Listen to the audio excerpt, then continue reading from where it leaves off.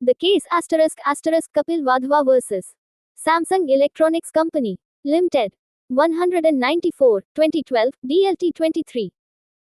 MIPA 2012-3-191 is a landmark judgment by the Delhi High Court that clarified the principle of international exhaustion under the Trademarks Act 1999 in India.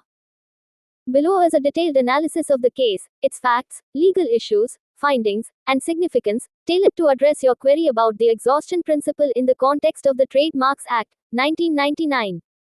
Case citation Kapil Wadhwa vs. Samsung Electronics Company Limited. Citation * 194, 2012, DLT 23. MIPA 2012-3-191 Court * Delhi High Court Date of Judgment * October 3, 2012 Bench * Division Bench, Justices Pradeep Nandrajog and Manmohan Singh. Facts of the case Parties involved * Plaintiff * Samsung Electronics Company Limited, a South Korean multinational company, and its Indian subsidiary, Samsung India Electronics Private Limited. Defendants * Kapil Wadhwa and others, proprietors of retail stores in New Delhi, Chennai Trading Company. Issue * Samsung alleged that the defendants were engaging in * parallel imports * by importing Samsung printers and consumables, e.g., toner cartridges, from foreign markets, primarily East Asian countries, and selling them in India without Samsung's consent. Samsung argued this constituted * trademark infringement under the Trademarks Act 1999, as the goods were not intended for the Indian market and lacked local warranties or after-sales services. Defendants' argument * The defendants contended that the imported goods were genuine, lawfully acquired from markets where Samsung had placed them, and that their sale in India was permissible under the principle of * international exhaustion as per * Section 30(3) of the Trademarks Act 1999. Procedural history * The single judge, Justice Manmohan Singh, initially ruled in favor of Samsung, interpreting Section 30(3) as supporting * national exhaustion and holding that parallel imports without the trademark owner's consent infringed the trademark. The defendants appealed to the division bench, which reversed the single judge's decision. Legal provisions involved Section 29, Trademarks Act 1999 * defines trademark infringement, including unauthorized use of a mark in the course of trade that is likely to cause confusion or dilute the mark's distinctiveness. Section 33, Trademarks Act 1999 * limits trademark infringement by providing that where goods bearing a registered trademark are * lawfully acquired and put on the market * by the proprietor or with their consent, further dealings in those goods do not infringe the trademark. Text. Where the goods bearing a registered trademark are lawfully acquired by a person, the sale of the goods in the market or otherwise dealing in those goods by that person or by a person claiming under or through him is not infringement of a trademark by reason only of a. The registered trademark having been assigned by the registered proprietor to some other person, after the acquisition of those goods. Or b. The goods having been put on the market under the registered trademark by the proprietor or with his consent. Section 34, Trademarks Act 1999 * allows the trademark owner to oppose further dealings if there are * legitimate reasons, such as changes or impairments to the goods condition after being placed on the market. TRIPS Agreement, Article 6 * permits member states to adopt their preferred exhaustion regime, national, regional, or international, provided it complies with non-discrimination principles. Key legal issue. Does Section 33 of the Trademarks Act 1999 embody the principle of * domestic, national, exhaustion or * international exhaustion? Specifically, does the market, in Section 33, refer to the * domestic market, India, or the * global market * and can parallel imports of genuine goods lawfully placed on a foreign market infringe a trademark in India? Findings of the division bench. The division bench of the Delhi High Court reversed the single judge's ruling and held that the Trademarks Act 1999 adopts the principle of * international exhaustion. Key findings include 1. Interpretation of the market in Section 33 *. The term the market in Section 33 is not geographically restricted to India and refers to the * international market. Once goods bearing a registered trademark are lawfully placed on any market worldwide by the trademark owner or with their consent, the owner's rights to control further sales or dealings are exhausted. Thus, parallel imports of such goods into India do not infringe the trademark, provided the goods are genuine and unaltered. 2. Support for international exhaustion The court noted that the language of Section 33 does not explicitly limit exhaustion to the domestic market, unlike trademark laws in jurisdictions like the European Union, which adopt regional exhaustion. India's stance during the TRIPS negotiations favored international exhaustion to facilitate parallel imports, aligning with its economic interests in promoting free trade and consumer access to affordable goods.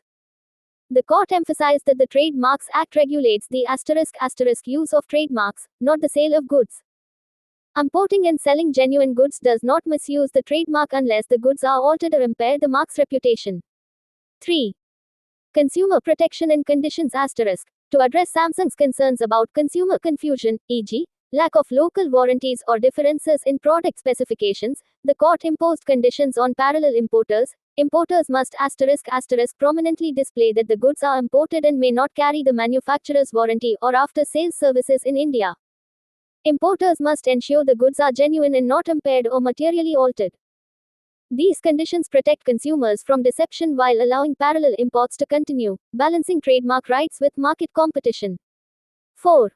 Section 34, Exception The court clarified that trademark owners can oppose parallel imports under Section 34 if there are legitimate reasons, such as material differences in the goods condition or quality, alterations or impairments that affect the trademark's reputation.